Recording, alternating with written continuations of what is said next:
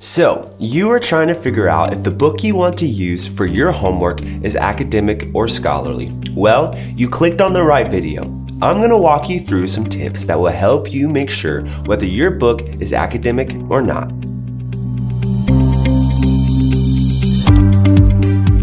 With the internet continually on the rise, physical books can seem like such an old school source. However, books are an incredible source of information that can never be replaced.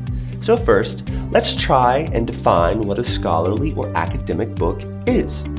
The Illinois Library defines it as this: scholarly sources, also referred to as academic or peer-reviewed, are written by experts in a particular field and serve to keep others interested in that field up to date on the most recent research, findings, and news. So, tip number 1 is to ask the question, who is the author? The author should be an expert in the field they are writing about with at least a graduate's degree in that field of study. For example, if you have an assignment for your organizational leadership class and grab a book about organizational leadership and the author has a graduate degree, but it is in counseling rather than organizational leadership, probably not the best book to use. Tip number 2 is to ask the question, where does the information come from? A big thing to look for is the references within the book. Is their work cited, or does it include a bibliography page? There should be lots of references and outside evidence in the book to support the topics being discussed. Pro tip: look to see if it is peer-reviewed. Peer-reviewed means that the book has undergone the review and scrutiny of a review board of colleagues in the author's field.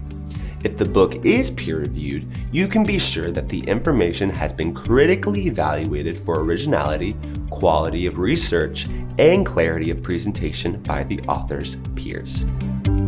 The third tip is to ask the question, who is the book written for?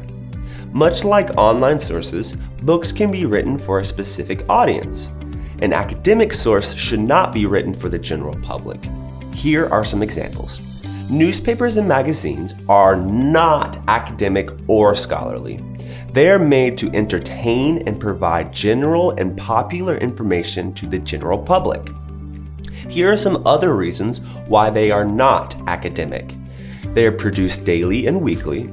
The authors aren't always mentioned or an expert in the field they are writing about.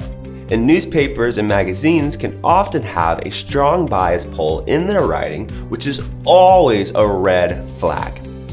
Journals, however, are a scholarly source.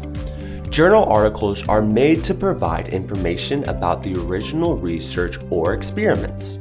They are written to keep others interested in that field up to date on research, findings, and news on that field of study. Journals are also produced over months and years of research. They are often always peer-reviewed, and the author is mentioned and is an expert in that field. Asking the question, who is the book written for, is an important question to ask because the author could have a graduate degree in the field that they are writing about, but they choose to write for the general public or for popular press, so more people will read their book. So even if the author is a scholar and checks all the boxes, still evaluate who they are writing to, because that can take a book off the scholarly source list. The final tip and question to ask is, who published it? Academic book publishers are often university presses like Oxford University Press. However, you will encounter other academic publishers like Routledge, Palgrave Macmillan, or the American Psychological Association. Just like you can Google the author, Google the publisher. There are many other resources that can help you be sure your book is academic, like the CRAP test, which helps evaluate the currency, relevance, authority, accuracy, and purpose of the information. But I do hope these 4 tips have better equipped you in determining whether a source is academic. If you ever find yourself not sure about a source, ask a librarian because they are experts about sources. If you are unsure about a website, check out this video where I give you 4 tips on how to spot a bad source. I'll see you there.